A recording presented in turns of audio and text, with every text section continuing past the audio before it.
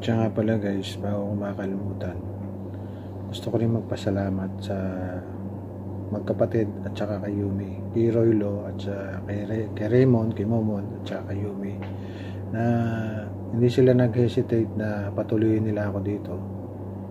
Bago ako pumunta dito, nagpaalam ako kay Roylo na sinabi ko yung sitwasyon ko.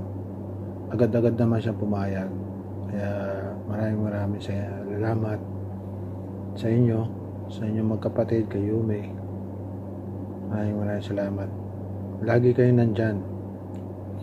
Pagka humihingi ako ng tulong, nandyan kayo lagi. Kaya maraming salamat sa inyo.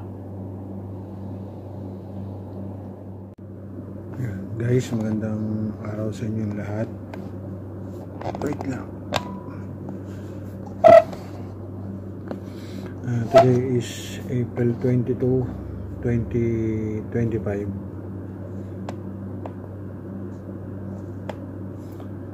Gusto ko lang i-grab yung opportunity na to, ang pagkakataon na to, para pasalamatan yung mga taong tumulong sa akin na may hatid ako kagabi dito sa bahay ni na Roylo Dueñas at saka ni Momon, ni Raymond. Dito rin si Yumi. Anong nangyari kasi kahapon, April 21, 3 AM ng umaga, AM nga, kaya umaga, madaling araw, doon sa tinitirahan ko sa Al Nasser,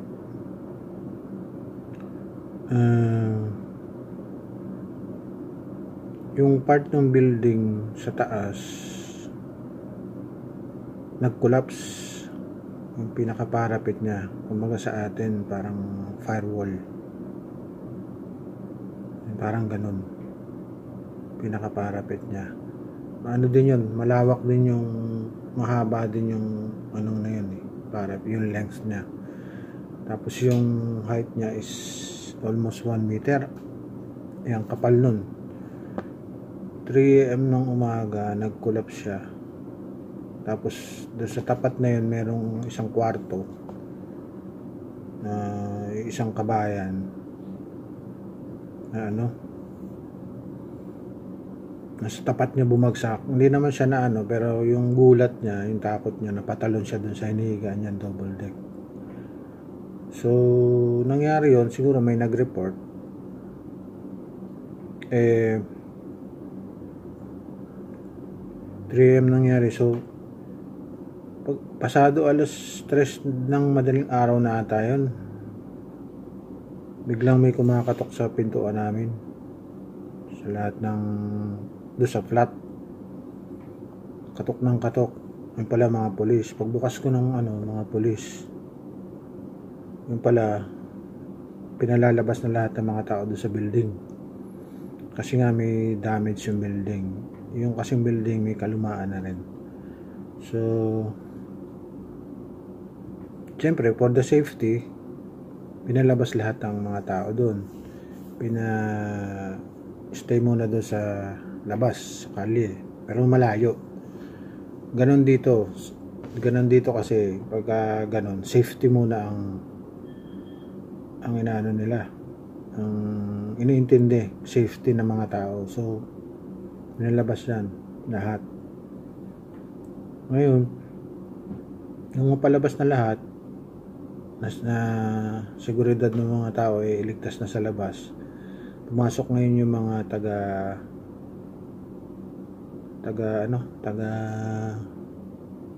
search kung ano yung sa loob, kung ano bang kalagayan ng building. So naghihintay kami sa labas. Awa naman ng Diyos, wala namang saktan. Yun nga lang, karoon ng damage yung nag-collapse yung building. So pinalabas agad sila for the safety, which is tama naman.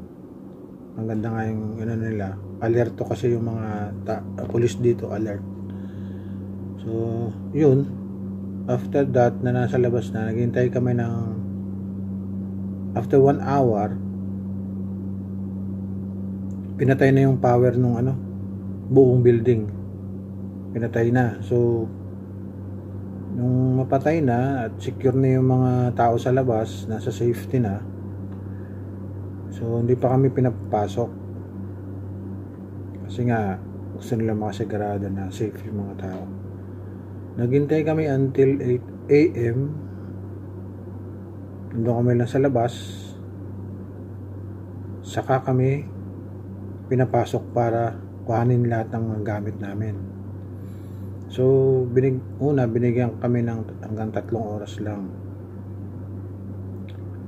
Yun. Hindi nagmamadali kaming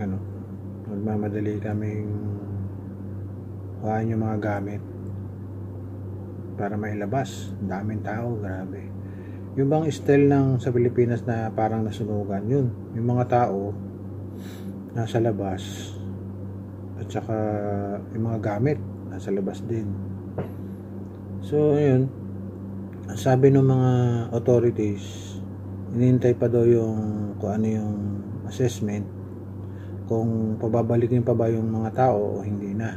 Kasi nga, luma na yung building at pinadamage sa building.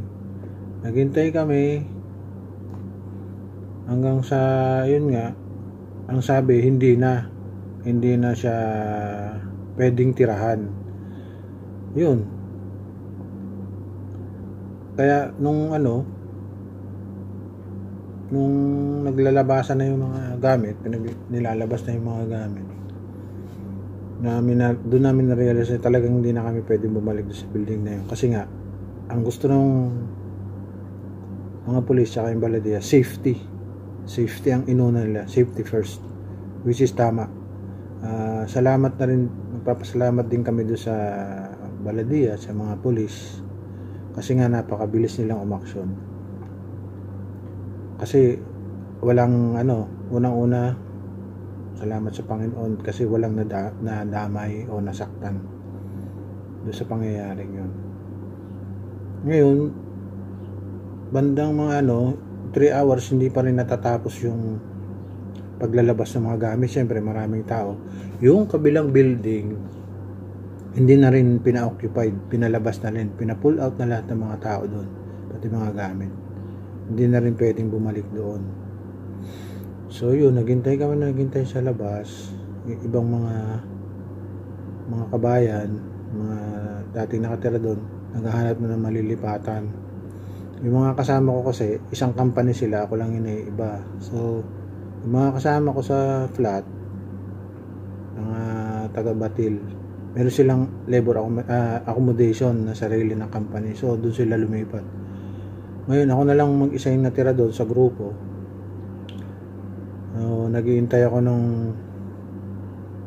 Hinihintay ako na siyempre busy din sa trabaho, hindi naman ura-urada asikaso ka kasi may trabaho din. So ayun, hintay ko doon hanggang gabi, na hanggang sa may isang pamilya, hapon na yun, siguro mga 6 na siguro yun, mga 6 na or past 6 na. Lumapit sa akin yung mag-asawa kasama yung anak at saka yung pinsan nato, pamangkin. Tinanong ako, kuya, tatay ang tawag sa akin kasi medyo puti na buhok ko at saka may edad na rin tayo. Tatay, ano nangyari? Sabi ko, ayun, pinaliwanag ko na may part ng building na nag-collapse. So, kailangan i-pull out lahat ng mga tao at napag-alaman na hindi na talaga pwedeng tirahan. So, ganon, kinuwento ko. Paano po kayo, tay? Sabi ko, eto, naghihintay. Wala pong malilipatan. Naghihintay dito na sinong tutulong. Ang ginawa nung mag-asawa, sabi sa akin, sige tay, nadalang ka namin ng pagkain, hintay mo lang. Nandun ako nakatambay doon sa flat na tinitirahan nila, sa tapat tong building na tinitirahan ko, yung lumang building. Within siguro mga 5 minutes bumaba, may dalang pagkain, pinakain ako, tubig, saging, sandwich, at saka tea. Dala silang tea. Meron pang macaroni, hindi ko na nakain. So yun, yung ibang mga tao binigyan din nila, napakabait nila. At gusto kong magpasalamat saka mag-anak nila sa family ni Mr. and Mrs. Felipe Tanesa and Maricel Barba. Yan. Tsaka yung anak nila na si Bambam, at saka yung pamangkin, nakalimutan ko na yung pangalan eh. Gusto ko lang magpasalamat sa kanila. Maraming salamat kasi sa dinabi doon na tao, nilapitan nila ako, tinulungan. Hindi lang yon. Nung na-realize nila na gabi na, gumagabi, sabi sa akin, wala pa ba kuya? Hinihintay mo? Tatay. Sabi ko, wala pa eh. Sabi na, may pupuntahan ka ba? Ganyan. Sabi ko, wala. Yung sa dati ko mga kasama sa bahay, nagsabi na ako na kung pwede ako makituloy muna dito, which is dito nga kina Roylo. Sabi na, sige tatay, ihatid ka na lang namin. Sabi ko, wag na, kakayanan. Abala pa kayo. Hindi sila pumayag na hindi ako ihatid.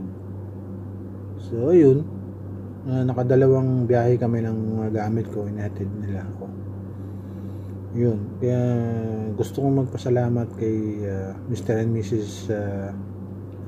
Felipe Tanesa and Maricel Barba.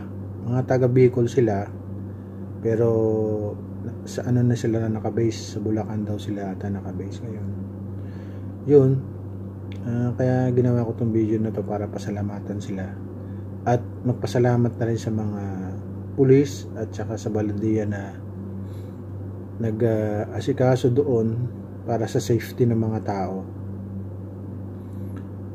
Maraming salamat sa inyo at Panginoon na ang bahala sa inyong gumante. Maraming salamat ulit. Bukod doon, bago sila umalis, sina Felipe and Maricel, pinabaunan nila ako ng macaroni kasi hindi ko nga nakain, so iniwan nila. Kaya ayun, maraming salamat at hindi ko yun makakalimutan at Diyos na ang bahala sa inyo. Yun, hanggang dito na lang at maraming salamat ulit sa inyo. God bless at mag-iingat kayo palagi. Bye.